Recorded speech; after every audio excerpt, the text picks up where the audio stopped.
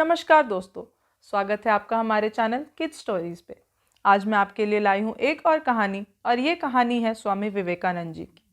स्वामी विवेकानंद जी का जन्म 12 जनवरी 1863 को कलकत्ता में हुआ था। उनका असली नाम नरेंद्र नाथ दत्त था। स्वामी विवेकानंद जी का एक कथन है जिसे वे हमेशा दोहराते थे: उठो, जागो और तब तक नहीं रुको जब तक लक्ष्य प्राप्त ना हो जाए। दोस्तों, विवेकानंद जी बचपन से ही आध्यात्मिकता की ओर झुके हुए थे और वे अपने गुरु रामकृष्ण देव जी से काफ़ी प्रभावित थे, जिनसे उन्होंने सीखा कि हर प्राणी में स्वयं भगवान का ही अस्तित्व है। अर्थात जो इंसान दूसरे ज़रूरतमंद इंसान की सेवा करता है वह स्वयं परमात्मा की सेवा करता है। Service to man is service to God. Ramakrishna ji की मृत्यु के बाद उन्होंने बड़े पैमाने पर पूरे भारत का दौरा किया और मौजूदा स्थितियों का ज्ञान हासिल किया। दोस्तों, एक बार जब स्वामी विवेकानंद जी 1893 में भारत का प्रतिनिधित्व करने के लिए अमेरिका के शिकागो गए, तब उन्हें वहां भाषण देने के लिए केवल 2 मिनट का ही समय दिया गया।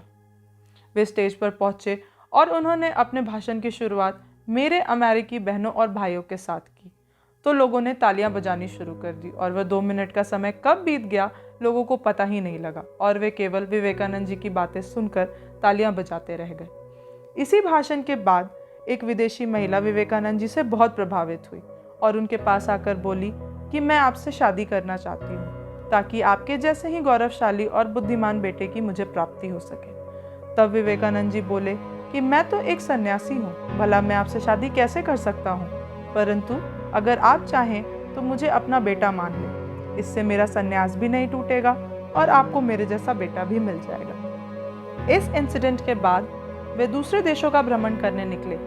तब एक फ्रांसीसी विद्वान का निमंत्रण उनके पास आया। उन्होंने वे निमंत्रण स्वीकार कर उनके घर जाने का निर्णय लिया। जब वे उनके घर गए तब उनका वहां सम्मानपूर्वक स्वागत हुआ और विवेकानंद जी की रुचि के अनुसार ही खाना भी बनाया गया। और उसके बाद शास्त्रार्थ के लिए दोनों बैठ गए और धर्म के ऊपर शास्त्रार्थ शुरू हुआ। इसी बीच स्वामी जी का ध्यान एक दूसरी भाषा की पुस्तक पर पड़ा, तो स्वामी जी ने उस पुस्तक को पढ़ने की इच्छा जाहिर की। तब फ्रांसीसी विद्वान ने कहा, ये पुस्तक तो मैं खुद 1 महीने से पढ़ रहा हूँ, तो आप कैसे इसे पढ़ पाएंगे? ये तो दूसरी भाषा की पुस्तक है। तो स्वामी जी ने बस 1 घंटे के लिए पुस्तक मांगी और कहा, मैं 1 घंटे में इसका अध्ययन कर लूँगा। तब फ्रांसीसी विद्वान गुस्सा हो गया और कहा, ये आप मेरे साथ कैसा मजाक कर रहे हैं? स्वामी जी ने उन्हें दिलासा दिया और ठीक 1 घंटे बाद जब फ्रांसीसी विद्वान ने पुस्तक के बारे में पूछा तो स्वामी जी ने बताया कि उन्होंने पूरी पुस्तक पढ़ ली है और कहा, आप किसी भी पेज से मुझसे जानकारी ले सकते हैं। तब उस फ्रांसीसी विद्वान ने पृष्ठ नंबर 32 बोला। तभी स्वामी जी ने उस पेज पर लिखी एक एक शब्द सुना दी। फ्रांसीसी विद्वान अचंभित हो गया और वह स्वामी जी के चरणों में गिर गया और उसे यकीन हो गया ये कोई साधारण मनुष्य नहीं है।